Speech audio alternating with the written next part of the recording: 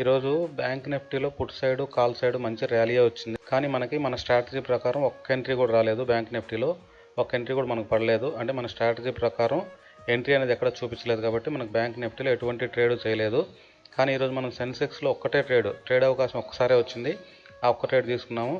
మనకి 164 పాయింట్స్ అనేది టార్గెట్ ఇచ్చింది. ఇక్కడ సెన్సెక్స్ 87,000 కాల్ ఆప్షన్లో 10-25 క్యాండిల్లో మనకి ఎంట్రీ వచ్చింది. ఈ 10-25 క్యాండిల్ ఏదైతే ఉందో దీన్ని హైని బ్రేక్ చేసిన వెంటనే మనం ఎంట్రీ తీసుకుంటాం. దీని కింద ఈ క్యాండిల్ లోనే స్టాప్ లాస్ పెట్టుకుంటాం. ఇక్కడ మనకి 255 క్రాస్ చేసిన వెంటనే ఎంట్రీ తీసుకోవాలి. అంటే 256 దగ్గర ఎంట్రీ తీసుకుంటాము. మన స్టాప్ లాస్ 210, అంటే 46 పాయింట్లు స్టాప్ లాస్ వస్తుంది. కానీ మన స్ట్రాటజీ ప్రకారం ఓన్లీ మన స్టాప్ లాస్ అనేది 30 పాయింట్స్ మించి ఉండదు. మ్యాక్సిమం 30 పాయింట్స్, అంటే అన్ని కేసెస్లో 30 పాయింట్స్ ఉండదు. 15 పాయింట్స్, 20 పాయింట్స్, 6 పాయింట్స్, 10 పాయింట్స్ ఆ రేంజ్లో ఉంటుంది. కానీ ఇక్కడ 46 పాయింట్స్ అనేది స్టాప్ లాస్ వస్తుంది. కాబట్టి ఇక్కడ మనం హై బ్రేక్ చేసిన దాకా వెయిట్ చేస్తాము. బ్రేక్ చేసి మళ్ళీ పుల్ బ్యాక్లో తీసుకుందాం. పుల్ బ్యాక్లో 30 పాయింట్స్ దగ్గరకు వచ్చినాక అంటే మనకి 240 దగ్గర మన ఎంట్రీ పడుతుంది. ఇక్కడ 210 మన స్టాప్ లాస్. ఇక్కడ మనకి ఈ రెడ్ క్యాండిల్లో అంటే 10-50 క్యాండిల్ దగ్గర మనకి ఎంట్రీ అనేది ట్రిగర్ అవుతుంది. ఇక్కడ మనకి స్టాప్ లాస్ అనేది హిట్ అవ్వలేదు, చూపిస్తాను. ఇక్కడ మనకి జూమ్ చేస్తే అర్థమవుతుంది. ఇక్కడ స్టాప్ లాస్ అనేది హిట్ అవ్వలేదు. జస్ట్ 1.2 పాయింట్స్ గ్యాప్ తోటి వెళ్ళిపోయింది పై మార్కెట్ అనేది మనకు టార్గెట్ ఇచ్చింది. ఇక్కడ చూడండి, స్టాప్ లాస్ అనేది హిట్ అవ్వలేదు. దీంట్లో మనకి ఇది నేరుగా టార్గెట్ ఇచ్చింది. 240 దగ్గర మనం ఎంట్రీ తీసుకుంటే దానికి 404 మన టార్గెట్, అంటే 164 పాయింట్లు మనం టార్గెట్ ఇచ్చాము.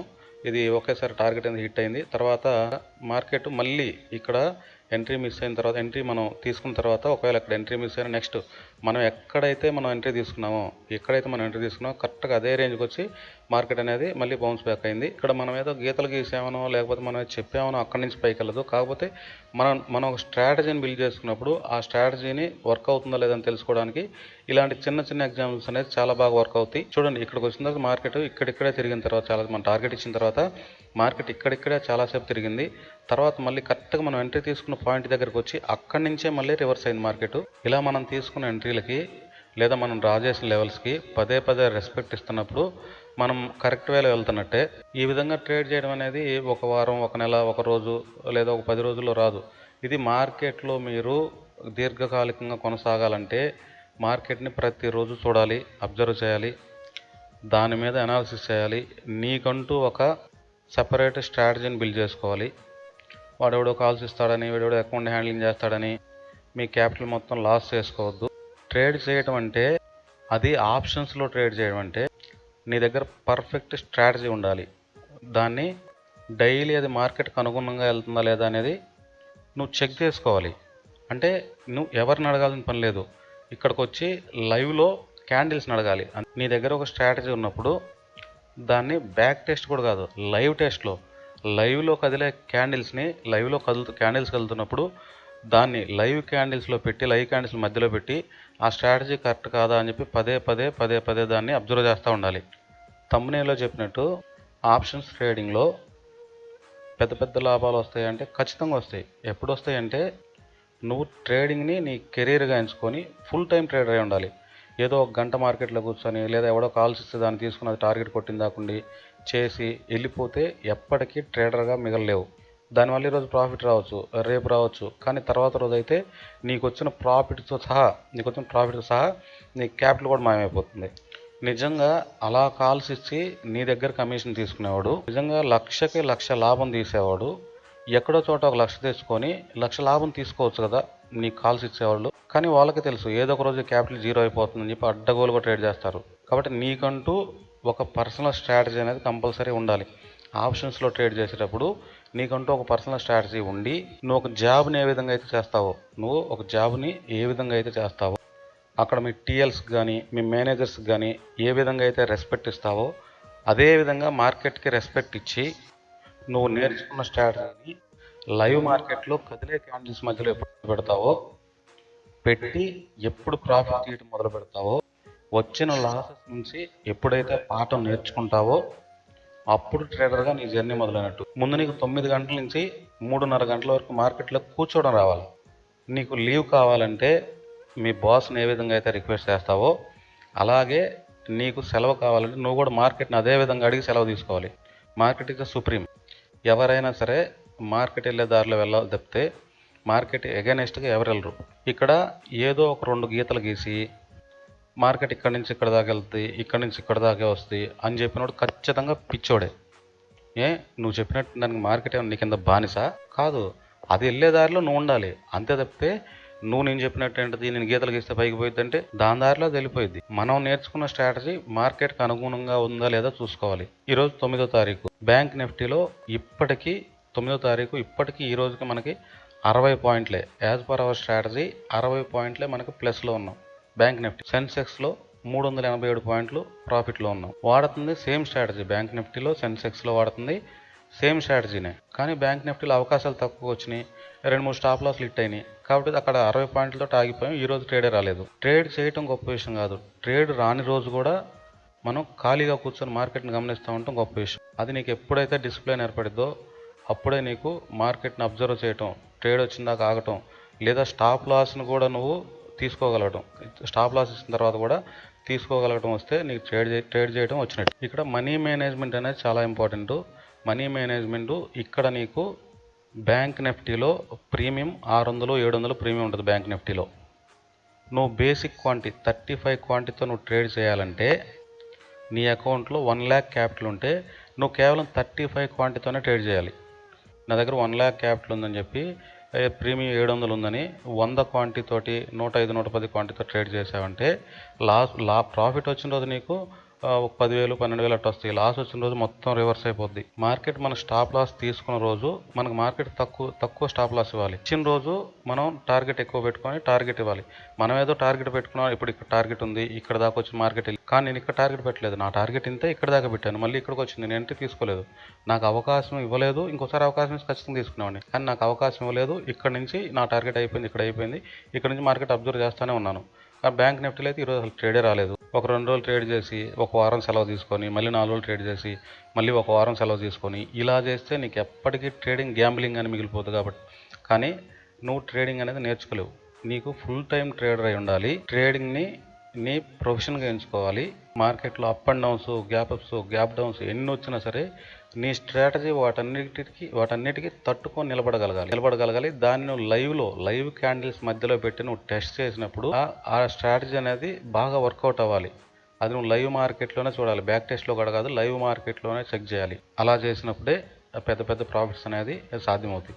ఇప్పుడు మనం జస్ట్ మీ దగ్గర 1 lakh క్యాపిటల్ ఉంటే, 1 లక్ష రూపాయల క్యాపిటల్ ఉంటే జస్ట్ 35 క్వాంటిటీ తోటి బ్యాంక్ నిఫ్టీలో 35 క్వాంటిటీ తోటి ట్రేడ్ చేయాలి. సెన్సెక్స్లో అయితే 40 క్వాంటిటీ, నో ప్రాబ్లం, 40 క్వాంటిటీ తోటి చేయొచ్చు, అంటే 2 లాట్స్ చేయొచ్చు. నీ స్ట్రాటజీ బాగా వర్కౌట్ అయ్యి వరుసగా ఒక 3 నెలలు ప్రాఫిట్ తీయగలిగితే నెక్స్ట్ మంత్ నువ్వు జస్ట్ 1 లాట్ పెంచుకోవాలి, అంతే. 1 లాట్ పెంచుకోవాలి. అలా మళ్ళీ ఒక 2 నెలలు చేసిన తర్వాత మళ్ళీ తర్వాత 1 లాట్ పెంచుకోవాలి. అలా ఒక్కొక్క లాట్ పెంచుకొని పోవాలి తప్పితే ఈ నెల మనం 35 క్వాంటిటీ చేసి నెక్స్ట్ మంత్ 70 క్వాంటిటీ, ఆ తర్వాత 140 అలా పెంచుకుంటూ పోతే మనకి వరుసగా ఒక 3 రోజులు లాస్ వస్తే ఖచ్చితంగా మనకి గతంలో వచ్చిన ప్రాఫిట్ అంతా కూడా ఆవిరైపోతుంది. ఈ స్ట్రాటజీ ప్రకారం లాస్ట్ మంత్ బ్యాంక్ నిఫ్టీలో 670 పాయింట్లు, సెన్సెక్స్లో 840 పాయింట్లు మనం ప్రాఫిట్ మిగతా స్టాప్ లాస్ హిట్ అయిన రోజు స్టాప్ లాస్ వరుసగా 3 రోజులు స్టాప్ లాస్ హిట్ అయినవి ఉన్నాయి, టార్గెట్లు హిట్ అయినవి ఉన్నాయి. యావరేజ్గా అయితే మనం బ్యాంక్ నిఫ్టీలో సెన్సెక్స్లో కలిపి పాయింట్లు అయితే తీయగలిగాం. ఇలా మీరు బేసిక్ క్వాంటిటీతో ట్రేడ్ చేసి ఇలా ప్రాఫిట్స్ తీయగలిగితే ఒక 3 నెలల తర్వాత జస్ట్ 1 లాట్ అనేది మీరు పెంచుకోవాలి. 1 లాట్ పెంచుకొని మళ్ళీ ఒక 2 నెలల తర్వాత చేసిన తర్వాత అప్పుడు మంచి ప్రాఫిట్లో ఉంటే మీరు తర్వాత 1 లాట్ పెంచుకోవాలి. ఒక్కొక్క లాట్ పెంచుకుంటూ పోతే మనకి స్టాప్ లాస్ హిట్ అయినా వరుసగా 3 రోజులు స్టాప్ లాస్ హిట్ అయినా లేదా 2 రోజులు స్టాప్ లాస్ హిట్ అయినా మనకి అమౌంట్ పెద్దగా పోదు. కాబట్టి మనం ఆ ట్రేడ్ అనేది భయపడకుండా మీరు నెక్స్ట్ ట్రేడ్ అనేది తీసుకోగలుగుతాం. అది వీలైనంత వరకు ఓవర్ ట్రేడింగ్ జోలికి వెళ్ళకుండా ఉండటం మంచిది. అసలు ఓవర్ ట్రేడింగ్ అనేది అవాయిడ్ చేసేయాలి. మనం ఏ స్ట్రాటజీని అయితే నేర్చుకుంటామో ఆ స్ట్రాటజీలో ఎంట్రీ వస్తేనే ఎంట్రీ తీసుకోవాలి. అసలు నీకు మార్కెట్లో నెల మొదటి రోజే ఈ నెల ఎన్ని వర్కింగ్ డేస్ ఉన్నాయి, ఎన్ని హాలిడేస్ ఉన్నాయి, ఇవన్నీ క్యాల్కులేట్ చేసి పెట్టుకోవాలి. ఒక్క సింగిల్ డే మీరు సెలవు తీసుకోవాలన్నా మీ ట్రేడింగ్ని మేనేజ్ చేయగలిగే పార్ట్నర్ ఉండాలి. మీ ట్రేడ్ని ఆచరణలో పెట్టగలగ ఒక భాగస్వామి ఉండాలి. ఎందుకంటే మీకు అంతకుముందు రోజు మీకు 2 స్టాప్ లాస్లు హిట్ అయ్యి లాస్లో ఉన్నారనుకోండి, మీరు సెలవు పెట్టిన రోజే, మీరు ట్రేడింగ్ చేయకుండా ఆపేసిన రోజు, ఏదో పని నుండి బయటకు వెళ్ళిన రోజే వరుసగా 2 టార్గెట్లు హిట్ అయితే ఆ రోజు ప్రాఫిట్ మొత్తం మనకి లాస్ అయిపోతాం. కాబట్టి ఒక పర్ఫెక్ట్ స్ట్రాటజీ మెయింటైన్ చేయాలి, ట్రేడింగ్ పార్ట్నర్ని మెయింటైన్ చేయాలి, కంప్లీట్ రిస్క్ మేనేజ్మెంట్ చేయాలి. మీరు బేసిక్ క్వాంటిటీతో ట్రేడింగ్ మొదలుపెట్టినప్పుడు మీ సైకాలజీ కూడా కంట్రోల్లో ఉంటుంది. ఇలా ఒక్కొక్క లాటు పెంచుకుంటూ పోయినప్పుడు మీరు ఖచ్చితంగా అయితే పెద్ద ప్రాఫిట్స్ అయితే తీయొచ్చు. ఈ స్ట్రాటజీని వాడి నాకు ఈ సంవత్సరంలో ఇప్పటికీ లాస్ వచ్చింది ఒకే ఒక్క నెల.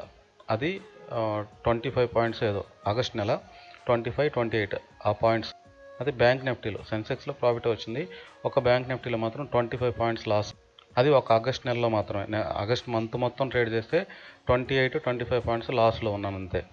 ఇక్కడ మనకి 164 పాయింట్సే టార్గెట్ ఎందుకు పెట్టాం? 100 పాయింట్స్ పెట్టుకోవచ్చు కదా, ఇక్కడ నుంచి వచ్చిన 100 పాయింట్స్ పెట్టుకోవచ్చు కదా.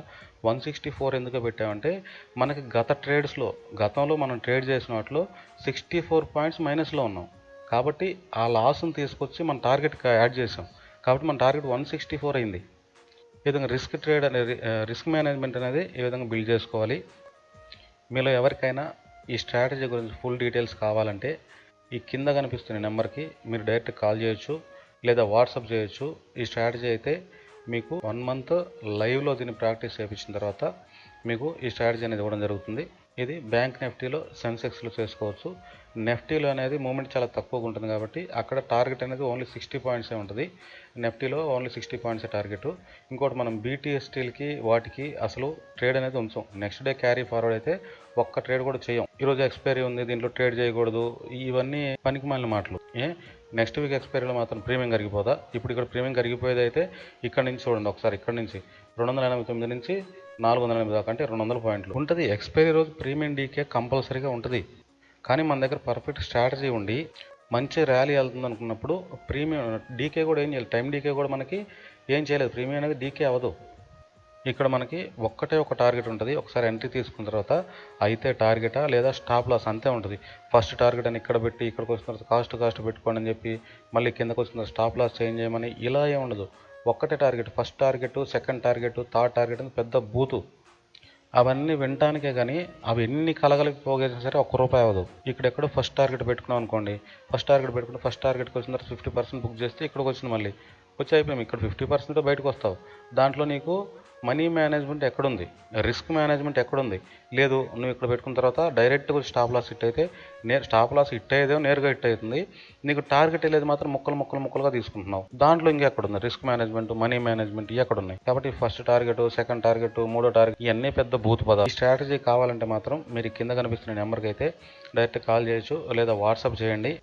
అక్కడ ఇక్కడ కాదు, మీకు 1 మంత్ లైవ్ మార్కెట్లో దీన్ని ప్రూవ్ చేసి ఈ స్ట్రాటజీ అనేది మీకు నేర్పించడం జరుగుతుంది. రేపు నేను ట్రేడ్ తీసుకున్న తర్వాత మీకు ఇలాగ టార్గెట్, స్టాప్ లాస్ పెట్టి లైవ్లో రికార్డ్ చేసి అది మీకు చూపిస్తాను. ఓకే, చూద్దాం. రేపటి మార్కెట్లో మళ్ళీ కలుసుకుందాం.